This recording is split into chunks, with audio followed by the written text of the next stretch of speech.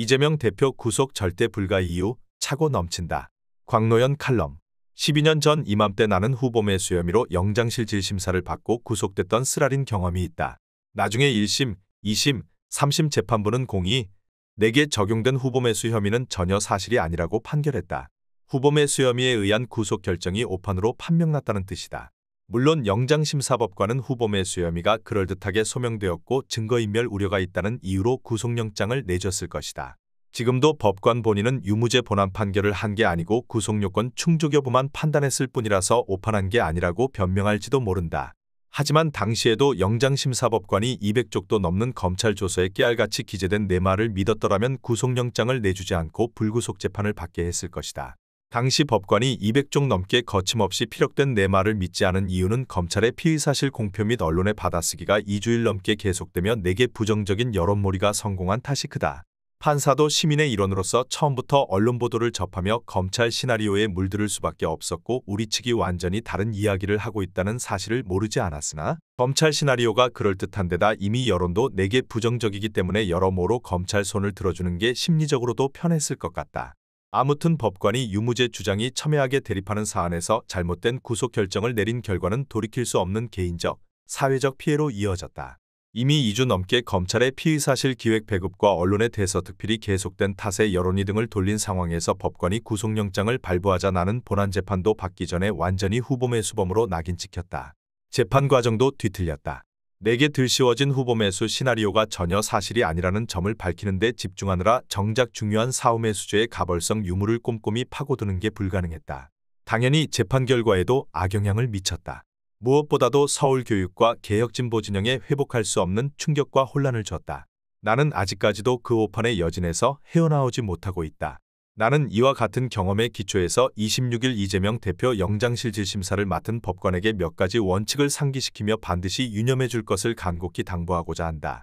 가장 중요한 것은 이 사안이 이재명 대표를 확정적 범죄자라고 못 박은 윤석열 대통령의 예단에 따라 진행된 하명표적 수사의 끝판왕 사례라는 점이다.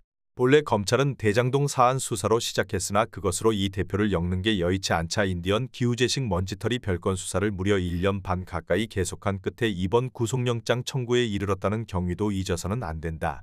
검찰은 그 과정에서 피의사실을 끊임없이 흘리며 이 대표에 대한 부정적 이미지를 덧칠해왔다는 사실도 중요하게 고려되어야 한다. 무엇보다도 이재명 대표가 자신에게 들씌워진 모든 혐의가 무리한 예단과 추정으로 꿰어맞춘 가짜 혐의라며 법원의 판단을 기다려왔다는 사실이 중요하다. 당연히 방어권 보장이 절대적으로 요구된다. 더욱이 이재명 대표는 지난 대선에서 1624만 표를 얻고 지금까지도 가장 유력한 차기 주자로 꼽히는 과반수 제1야당의 당대표이다. 이런 이 대표가 구속될 경우에 정치적 파급효과는 가히 핵폭탄급이다. 한마디로 이 대표 구속 여부 재판은 그 파급효과가 이 대표 본인과 지지자, 민주당은 물론이고 윤석열 정권과 국민들에게 두루두루 미친다는 점에서 철두철미 정치적 성격을 가질 수밖에 없는 사안이다. 이런 사안일수록 원칙에 충실한 것 외에 왕도가 없다. 유창훈 판사에게 묻는다. 지난 대선에서 아슬아슬하게 진 야당 대표는 모든 혐의를 정치 공작으로 규탄하며 부인한다. 검찰은 그동안 공언해온 대장동 사건도 아닌 별건으로 구속영장을 청구했다. 더욱이 1년 반이나 전방위적으로 파서 모든 증거를 확보했다고 자신만만해한다. 이런 상황에서 과연 야당 대표의 인신까지 구속하며 방어권을 제약하고 정치판을 뒤흔드는 게 민주주의와 헌법 원칙에 부합할까? 아니면 불구속 재판 원칙에 충실하게 영장 청구를 기각하고 검찰권의 남용에 제동을 거는 것이 부합할까? 나는 유 판사가 이 근본 질문부터 답해야 한다고 믿는다. 반면 많은 평론가들은 증거인멸 우려가 있는지가 제한 판단 기준이 될 것이며 마땅히 그래야 한다고 주문한다. 검찰이 제기한 범죄 혐의들이 중대하고 이 대표의 도주 우려가 없다는 데는 이견이 없으므로 증거인멸 우려가 있는지가 관건이라는 것이다. 과연 그런가? 그렇지 않다. 검찰은 1년 반도 넘는 저인망식 수사를 통해 모든 유죄 증거를 확보했다고 큰소리친다. 그렇다면 누가 무슨 재주로 증거인멸을 한단 말인가? 만약 이 대표 측이 부당한 영향력을 행사해서 불리한 진술을 한 핵심 증인들의 진술 번복을 이끌어낼까 염려된다고 가정해보자. 검찰에 따르면 이미 유죄 증거가 차고 넘친다는 것 아닌가. 게다가 법원이 바보인가. 증언 번복에 대해서는 그 신빙성 여부를 판단하면 그만이고 오히려 부정적인 심증을 형성할 가능성이 높다. 검찰 역시 이 대표에게 위증교사 혐의를 추가하면 된다. 언론 보도에 따르면 검찰은 무려 500쪽도 넘는 구속이유서를 작성해서 제출했다고 한다. 검찰 측 시나리오는 누가 읽어도 이름 그럴듯할 것이다. 윤석열, 한동훈 검찰이 조직의 명운을 걸고 1년 반 넘게 달려들어 최대한 의심의 눈으로 엮어놓은 역작이기 때문에 이 대표가 아무리 무고하다고 하소연해도 당장은 대단히 유능하고 정의로운 판사라도 솔깃할 만큼 그럴싸한 스토리라인이 펼쳐질 게 틀림없다. 두툼한 검찰 측 시나리오와 소명자료를 받아든 판사 입장에선 범죄 혐의가 중대하기 때문에 그럴듯하게 소명됐다고 판단되는 순간 증거인멸 우려가 있다며 구속영장을 내줄 가능성이 없지 않다. 증거인멸 우려가 제일 중요한 판단 기준이라는 식의 언론 보도도 이런 아니한 판단을 부채질할 수 있다.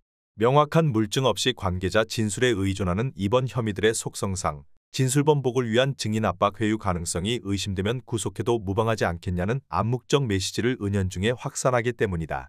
일반적인 파렴치범 사안이라면 이런 판단 기준이 일응타당하겠지만 위에서 언급한 여러 예외적인 특수사정으로 특징지어지는 이 대표 사안에 적용하기에는 너무 단순해서 구체적 타당성이 없다.